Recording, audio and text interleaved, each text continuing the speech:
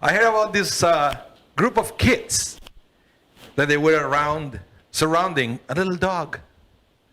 And then there was a rabbi walking by and said, "Hi kids, what are you doing?" "Well, we're having a little contest here. Whoever tells the biggest lie gets to keep the dog." The rabbi was furious. And he went into a 10-minute sermon, starting with, "Don't you know that lying is a sin?" And ending with, "When I was your age, I never lied." They were silent. When the rabbi finally thought that he taught a lesson to the kids, the little one said, "Okay, he can keep the dog."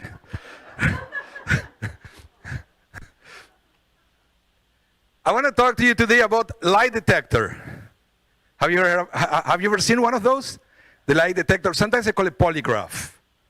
I like lie detector better. Polygraph sounds, I don't know, too technical and doesn't tell you much.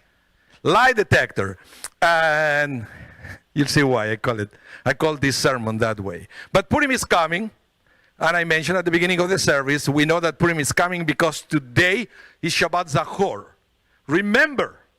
We have to remember what Amalek did to us in the desert and how Amalek is connected to Haman.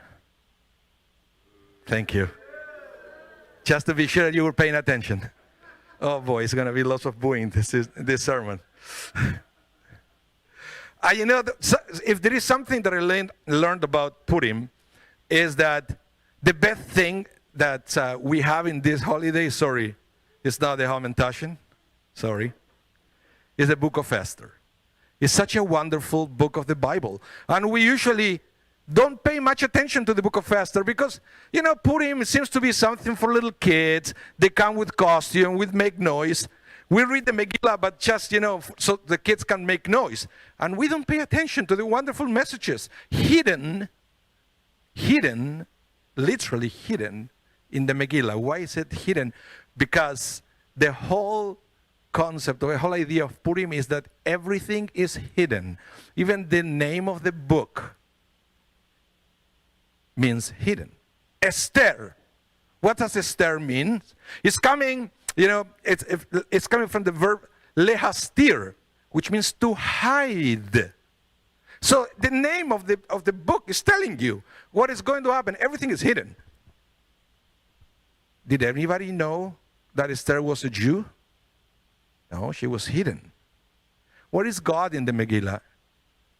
The name of God is not there. But it's not that God is not there. The name of God is not there. So God is hidden. So the rabbi said there was already a hint of Megillat Esther in the Torah. Go all the way back to the beginning of the Torah, to the book of Genesis.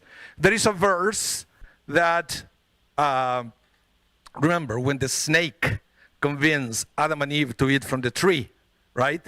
And then God come to talk to Adam and Eve, and because first God noticed that Adam and Eve, after they ate from the fruit, they were hidden. First hint, they were hidden. And then God said, "What are you hidden? Because we are naked." And God said, "Who told you that you were naked?" And then he says, "Hamin ha'etz achalta." Hamin, same spelling of Haman, right? Hamin ha'etz achalta, which means perhaps you ate from the tree. That's the question that God asked Adam and Eve. Perhaps you ate from the tree. And this is so interesting because the words Hamin perhaps implies doubt. So Haman is now connected not only to Amalek, as we read from the Haftorah, but also to the snake. The first one who tricked humanity into doing something wrong.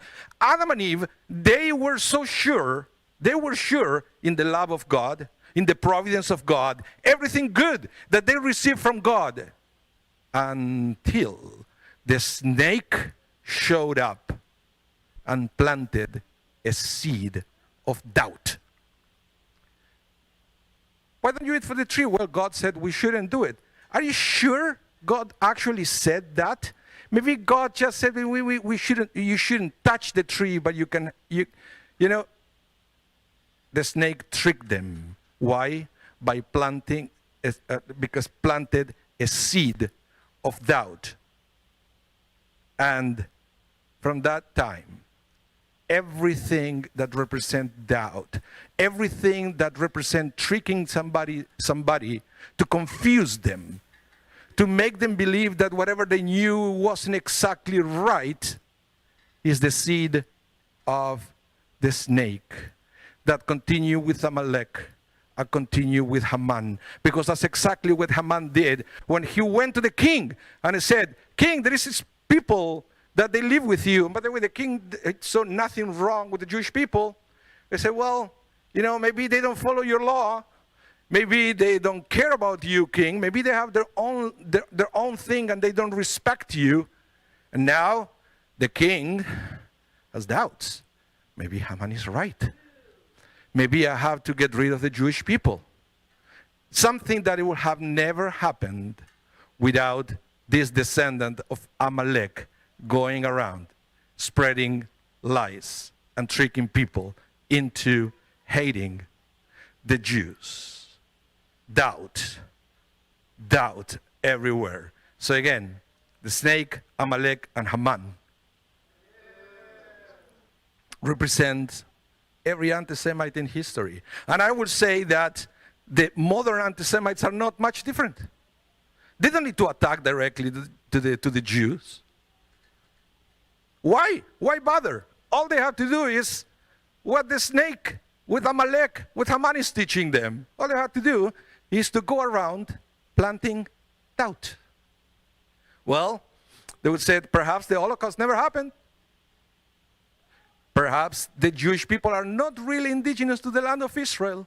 All they need is that, the seed of doubt, until enough people believe that, and then is when the Jewish people get hated as a consequence of the lies and the doubt.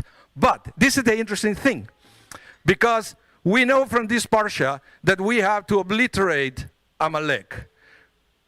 And yeah, well, we fight anti-Semitism the best we can in the world. You know, every time that we see somebody lying on the media, we send a letter to the editor.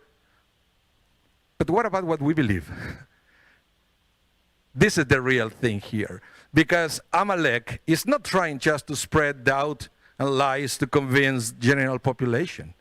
Amalek wants to convince the Jew that they are wrong in what they believe. And this is also something happened that we are seeing in this generation. When we see Jewish people having doubts, do I really have to support Israel?